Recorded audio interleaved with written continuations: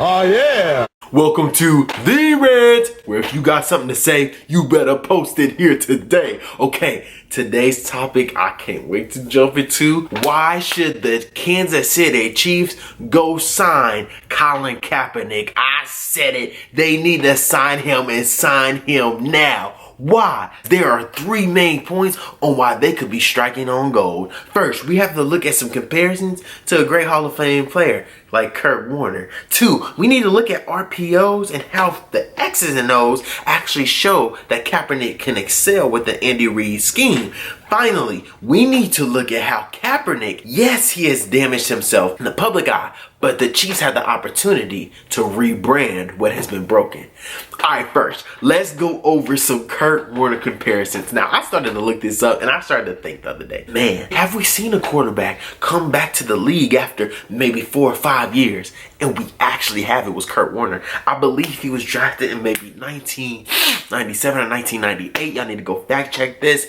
And when he came into the league as rookie, he did not have a long stint. He actually ended up going to Arena Football League and played there for a couple years. And then he was able to go to NFL Europe. Ugh. We all know how dangerous and how bad that was. That is just a career killer, NFL Europe. But I digress. He was able to rise above it. And when he got called by the St. Louis Rams, he came back. He didn't even start that first year. I believe he only played one game, maybe 4 completions, right? And then he came back in 1999. And that's where the greatest show on turf was born, okay? So when we look at these Kurt Warner comparisons, it's ridiculous. Kurt Warner basically didn't start in the NFL for 5 seasons. And I'm pretty sure Kaepernick is going on his 5th. So we've had a player who hasn't had that NFL experience. Yes, Kurt Warner was in shape playing in other leagues, but we also know how different other leagues are and how the quality is so low. It's pretty dumb to compare it to the NFL. You sound really silly if you try to do that. But when we look at that and we notice, oh my goodness, he hasn't had NFL experience over 5 years. That's the same with Kaepernick. Actually, I think it's 4 for Kaepernick if he was able to jump on. So that's pretty cool to look at. Another Kurt Warner example, he was coming in with an offensive genius. We'll talk a little bit about this in the second main point. Dick Vermeil knows offense. Not only did he have the Rams popping on all cylinders, he came to Kansas City where the Kansas City offense was reigning supreme. It's just they lived in a smaller market. People didn't really know nationally, but their offense was terrifying, even with little to no weapons when it comes to skill positions. Now, the best O-line, I believe, in NFL history, but I digress. One thing that I noticed is that the skill position is very comparable. You can compare them to the greatest show on earth. I think that Isaac Bruce, Torrey Holt, Marshall Faulk, these are Hall of Fame players. Is Travis Kelce not going to be a Hall of Fame player? Potential. Tyreek Hill? Potential, right? Patrick Mahomes? Obviously potential.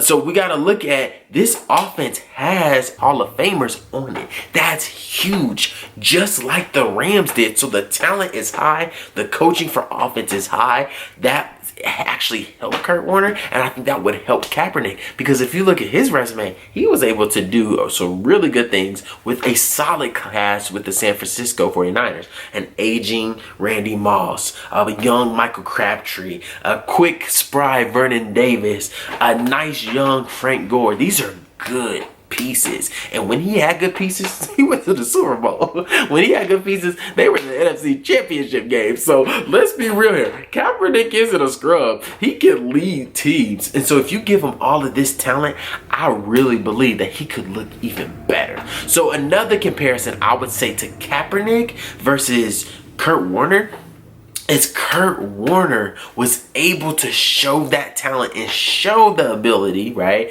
Show the ability to handle adverse situations. Now for Kurt, it was off the field in a meaning of no one trusting him, no one giving him a chance. With Colin, he's lost the game. So you got to realize this man is hungry. Just like Kurt was hungry to get off his couch and go play in an actual NFL game, Colin is hungry to get off of his couch and go play too. So that's another Kurt comparison that is worth noting and looking into the psychological hungriness of a player. And when you play a physical game like the NFL, you can't be fooled. You can't be fool. You gotta be hungry. You gotta want to be successful. You have to want to achieve certain things because you're playing a physical, violent game. So when we look at the Kurt Warner comparisons, oh my goodness, this could be a fireworks show if we bring him back. Also, you need to look at this, the X's and O's. Why are the X's and O's important? We need to look at the RPOs that are run, pass options, okay? These are run, pass options. For my folks who don't like the football, it's basically with a quarterback, they get the ball, they can either hand the ball off, hand that to someone in the backfield, or they can pass the ball, right? They can decide in a blink of an eye. He was so good with the pistol offense. Go back and watch the tape for Colin Kaepernick. He could read, hey, am I going to hand this off or am I going to keep it and run myself? So he would actually be able to add to the RPO. Not only a, let's see if we can run it, or a fake run and I run, we could fake the run and pass. He's got a three-headed monster because of his skill set. Colin Kaepernick is fast, especially when he's in the open field. So a lot of players, he'd basically be like the perfect Lamar Jackson with a good, accurate arm. Because when Colin Kaepernick had good weapons, his accuracy was good. When he had good weapons, his accuracy was good. When his great players started to leave and fall off, and Harbaugh, a really good coach for San Francisco, left, he wasn't the same because he was so young. He got his first start, I believe, at 24 years old. And to have your quarterback who basically showed you the way, he's moved out, to have your head coach who showed you the way in the NFL and he got shipped out, it's really hard to recover from that at a young age. It takes a special player to rise above those things. So when I look at the X's and O's, the RPOs, oh my goodness, Kaepernick in this system would be dirty. Oh my word. And that's why the Chiefs need to at least work him out to see if he still has it. If he has that spring in his throw, if he's got a little bit of juice in them legs, we need to work him out and bring him in because he would be a phenomenal player. He's so good too that he could really rally an offense if we're losing. He could bring us back. With Matt Moore, I think if we're losing, the game's over, especially if it's more than a one-score possession.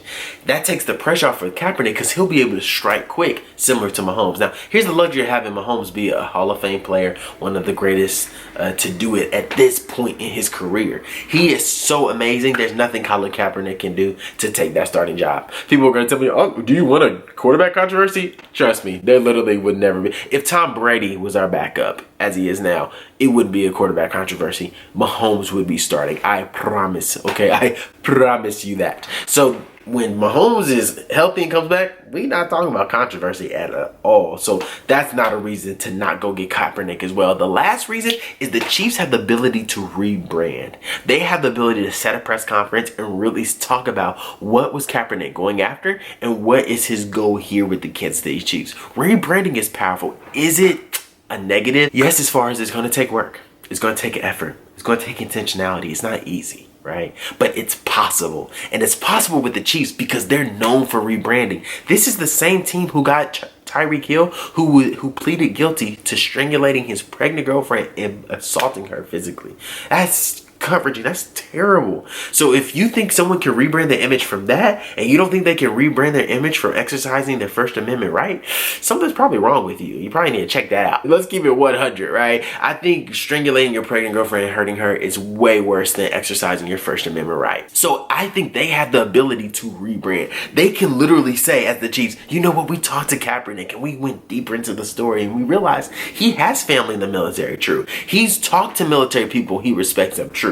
He's gone over things in his community to make them better, true. And saying he wasn't trying to disrespect. His thing was to bring attention to something that feels like it's not talked about or pushed under the rug. While we might not agree with how he does it, we support him in his First Amendment right. If you shift it to First Amendment right, if you shift it and rebrand him as someone who is not going against the military because he wasn't, look at his interviews, and willing to compromise and willing to work with veterans as he was, if you rebrand, sometimes that can be even healthier because all the noise has quieted down. That means the next time Kaepernick comes on the scene, everyone's going to be listening. So the Chiefs have the ability to do that. The Chiefs also were able to give $105 million to Frank Clark, who has domestic abuse problems. They were able to bring Kareem Hunt. They kept Kareem Hunt after that incident because they believed him. They trusted him. Kareem said he didn't know the girl. He didn't touch her. That's 50% true, 50% false. He never met the girl that night that he kicked. But when you look at it, he did touch her, obviously. And so because of that lie, the Chiefs cut him. So the Chiefs know about rebranding. They can do it. They're the organization to do it. They just have to say, are we willing to do this? I say it's important because we're playing a string of playoff teams. We're playing teams that are ready to roll. And I think Kaepernick is such a smart player, and I love watching his tape, that he is dynamic. He could figure this out. And I believe that the locker room that the Chiefs have is strong enough to really rally around him. So when we look at this, Kurt Warner comparisons, when we look at this, the X's and O's, the RPOs, how that can help his game, if we really look at how the Chiefs have the ability to rebrand, this is a good fit. This could work. And I really think it should be the goal for the Kansas City Chiefs. So my boy Brett Veach, hey, you one of the greatest GMs that I've ever seen. Wow, you're so aggressive. He goes after everything. I love that as a fan. He's not just trying to fill seats. He wants to get this chip. And not just one ring. He's trying to get multiple rings. And I feel that from him. I feel that energy. And I appreciate that. So I think we need to look at all of the stones. Make sure not one stone is unturned. So we can look at how we can keep this thing going. So make sure you subscribe. Click that button at the top. Make sure you click the bell next to it so you get notifications for the next time I drop some fire content. And then love, like, comment. If I'm the only one ranting, this thing isn't gonna work. This is a community. I need you ranting via your comments typed or via video. Send me a link to you actually responding to me. Send a link with some good volume, facial expression, some intonation. I want to see, I want to hear, but it's okay. Don't worry. If you're wrong, I will correct you.